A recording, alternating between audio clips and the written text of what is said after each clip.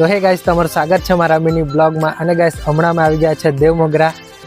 તો ગાઈસ હમણાં જવાના છે અમે દર્શન કરવા અને આગળ ગાઈસ મંદિર।